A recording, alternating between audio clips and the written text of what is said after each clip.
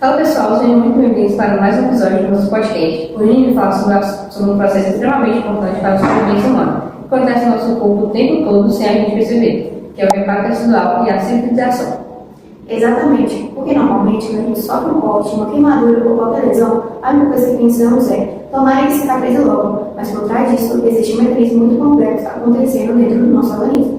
E o mais impressionante é que várias células, proteínas e substâncias químicas trabalham juntos quase como uma equipe de emergência. Literalmente, a operação de reconstrução acontecendo dentro do nosso corpo. E para explicar tudo isso de uma forma clara e menos assustadora que o livro de patologia, trouxemos uma convidada super especial que entende muito do assunto. Oi gente, obrigada pelo convite. E sinceramente é um dos temas mais interessantes na área da saúde, porque mostra o quanto o nosso corpo é inteligente. No mesmo instante que acontece uma lesão, o organismo já ativa mecanismos automáticos para tentar controlar os danos e recuperar aquela região. Então vamos começar pelo básico. O que exatamente significa o reparo tecidual? O reparo tecidual é o conjunto de respostas celulares e bioquímicas que o organismo utiliza para restaurar tecidos lesionados. Essas lesões podem ser causadas por diversos fatores, como traumas físicos, cortes, queimaduras, cirurgias, infecções ou inflamações. Quando o tecido sofre dano, o organismo precisa agir rapidamente para impedir complicações, evitar infecções e restaurar a integridade daquela área. Então, o nosso corpo basicamente entra no modo de sobrevivência. Exatamente. E dependendo da gravidade da lesão, o reparo pode acontecer de duas formas: regeneração ou cicatrização. Qual a diferença entre essas duas coisas? Na regeneração, o tecido consegue substituir as células lesionadas por células idênticas às originais, recuperando praticamente toda a sua estrutura e função. Isso acontece principalmente em tecidos com alta capacidade regenerativa, como o epitélio da pele e o fígado. Já na cicatrização, o organismo não consegue reconstruir completamente o tecido original, então ele substitui aquela área lesionada por tecido conjuntivo fibroso, formando a cicatriz. Então, essa seria uma espécie de solução mais rápida do organismo? Isso mesmo, é como se o corpo dissesse: eu não consigo deixar igual antes, mas preciso fechar essa área para proteger o organismo. E o que acontece exatamente no momento da lesão? Logo após a lesão, ocorre a ruptura dos vasos sanguíneos e destruição celular. Isso faz com que o organismo libere mediadores químicos inflamatórios, além de ativar os plaquetes e sistemas de coagulação. O objetivo inicial é controlar o sangramento e impedir que micro-organismos invadam aquela região.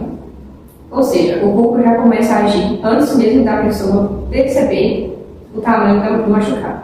Exatamente. Tudo acontece muito rápido. Agora vamos falar das fases da cicatrização. A primeira é a hemostasia, certo? Sim, a hemostasia acontece imediatamente após a lesão e tem como principal objetivo interromper o sangramento.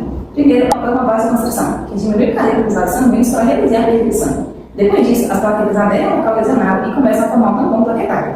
Em seguida, ocorre a ativação da cascata de coagulação, formando fibrina, que estabiliza o coágulo. Então, o coágulo funciona como uma espécie de curativo biológico temporário? Perfeitamente. Ele protege a região lesionada até que as próximas etapas aconteçam.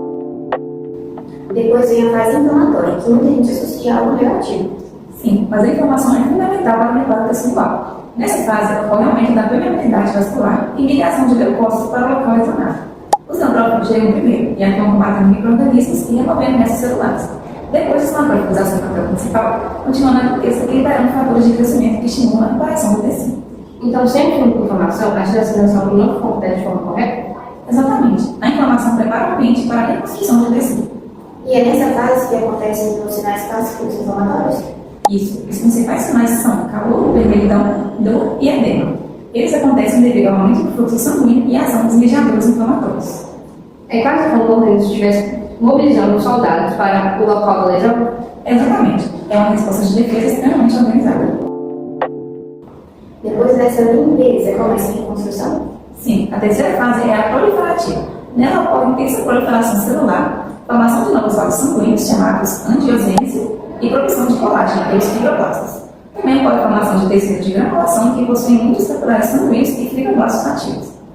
O tecido de granulação é aquele tecido mais avermelhado que aparece em algumas feridas? Isso mesmo. Ele é importante porque fornece nutrientes e oxigênio para o tecido em reparação. E o colágeno entra como principal responsável pela resistência do tecido? Exatamente. O colágeno funciona como uma estrutura de sustentação. Sem ele, o tecido ficaria frágil e incapaz de suportar a tensão. E quando a ferida aparentemente já fechou, o processo ainda continua? Sim, a última etapa é o remodelamento, que pode durar meses. Nessa fase, ocorre a reorganização das fibras colágenas para aumentar a resistência do tecido cicatricial. O colágeno inicialmente é produzido, mas reorganizado. Então, o organismo remodela essas fibras gradualmente. Por isso, algumas cicatrizes mudam de aparência com o tempo? Exatamente. No início, elas costumam ser mais elevadas e avermelhadas, depois ficam mais claras e menos espessas. Agora, uma curiosidade, por que algumas pessoas desenvolvem queloides? O queloide acontece quando existe produção excessiva de colágeno durante a cicatrização. Isso faz com que a cicatriz cresça além dos limites da lesão original. Essa influência pode ser genética e também fatores individuais relacionados à resposta inflamatória. Ou seja, até a cicatriz depende da forma que cada organismo reage. Exatamente. Cada corpo possui uma resposta diferente aos processos de reparação.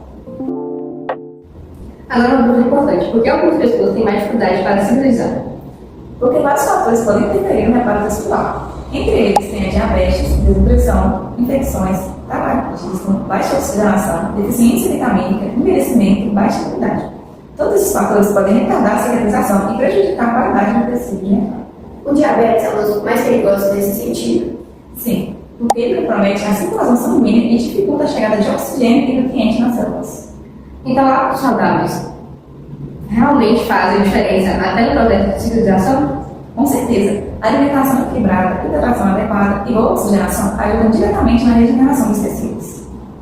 Depois dessa conversa, dá para perceber que a cicatrização vai muito além de simplesmente fechar o machucado. É um processo extremamente importante, complexo, organizado e essencial para a manutenção da vida. Entender esse mecanismo é fundamental para profissionais da saúde, porque o reparo tecidual está presente em praticamente todas as áreas clínicas. Bom, infelizmente, nosso episódio vai ficando por aqui. Esperamos que você tenha entendido e gostado do reparo tecidual e da cicatrização. Obrigado por assistir. Até o próximo episódio.